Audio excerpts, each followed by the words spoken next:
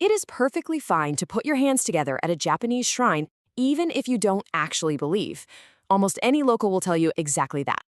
If you've ever hesitated at a torii gate, feeling like a total imposter, like praying without real faith is somehow disrespectful, well, that is a huge misunderstanding.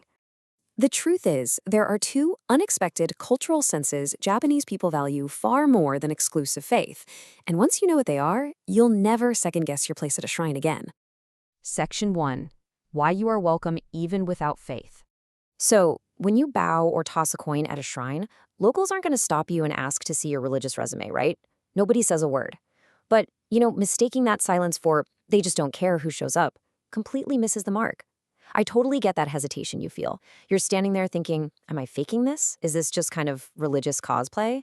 It can feel like you're crossing a line by participating in something you don't fully subscribe to.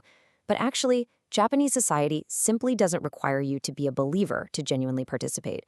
To see why, we have to look at how religion really plays out in everyday life there. From the outside looking in, a Japanese person's religious life looks like a total contradiction. Seriously, it is super common for a newborn baby to be brought to a Shinto shrine for blessings and protection.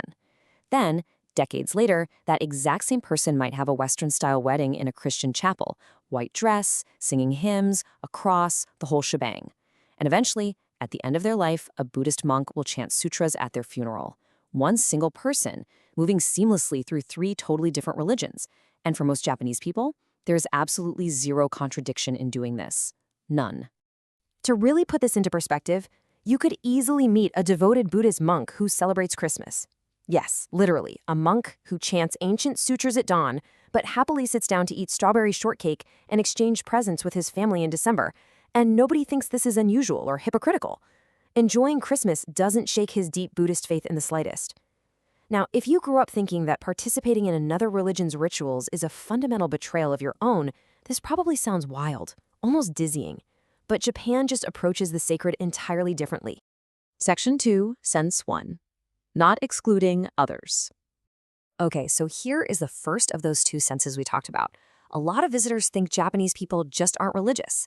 Actually, scratch that, that's not true at all. The real difference is that they just don't exclude other traditions. Japan has plenty of deeply devout people who carefully prepare offerings at their household altars every single morning without fail. But what's incredibly rare is the urge to insist their way is the absolute only right way for everyone else. Taking what speaks to you, acknowledging other perspectives, and fundamentally not pushing your beliefs on others, that non-exclusive mindset is a massive part of their religious identity. Because of this non-exclusive posture, religious conflict is basically absent in everyday Japanese society. I mean, think about it. What kind of God actually wants humans to wage wars and hate each other over rigid doctrine? Well, okay, except for the gods of war. Every mythology has a few of those guys. But generally speaking, the idea that benevolent deities want us tearing each other apart over theology just doesn't compute here. Harmony almost always trumps being dogmatically correct. Section 3, Sense 2. Always being watched. Which brings us to the second sense, a quiet, internalized feeling that gently guides how people act every day. To grasp this, we have to look at Yayo Rozu no Kami. This is the ancient belief in countless deities, literally 8 million gods residing in absolutely everything. We aren't just talking about grand gold-leafed temples here. We're talking about spirits in the mountains, the flowing rivers, ancient mossy trees, even in everyday tools you've used for years. Nothing is just an object. Because everything has a spirit, everything demands a baseline level of respect. This ties perfectly into a very common phrase, batsuga ataru. People loosely translate it as divine punishment will strike, but it's not some superstitious fear of being zapped by lightning by an angry god. It is way more subtle than that. It's an internalized sense of dignity. It's that profound feeling that even when you're completely alone in the woods or cleaning your room, something is watching. So you don't cut corners, you act with integrity. And when a Japanese person stands quietly at a shrine, they are tapping into that exact, deeply internalized sense of reverence. Section 4. Visiting is about respect, not faith.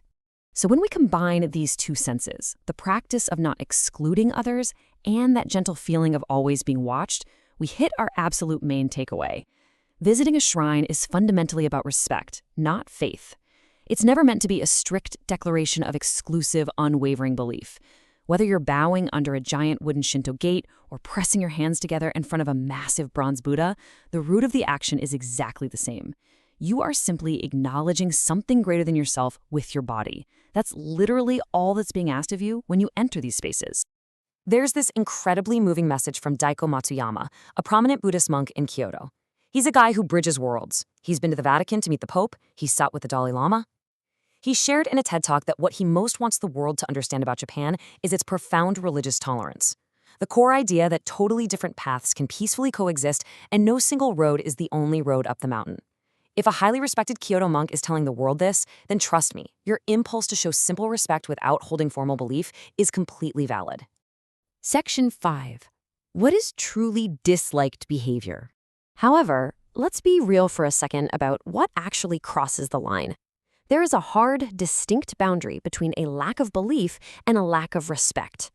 Not believing in the shrine's deities? Perfectly fine. Absolutely no one is judging you for that. But treating a sacred space like it means nothing, treating it like a theme park, that is quietly, deeply frowned upon. Locals do not care if you're a non-believer. They care if you lack basic reverence. So what does that disrespect actually look like in practice? Well, it's doing pull-ups on a sacred torii gate for a video. It's a group laughing loudly inside a serene main hall. It's taking disruptive selfies and blocking pathways without any spatial awareness or care for the people trying to have a quiet moment. It's never about what clothes you're wearing or what passport you hold. It is entirely about the absence of mindfulness in a space built for contemplation. And there is a reality to the culture that you really need to understand. Silence isn't approval.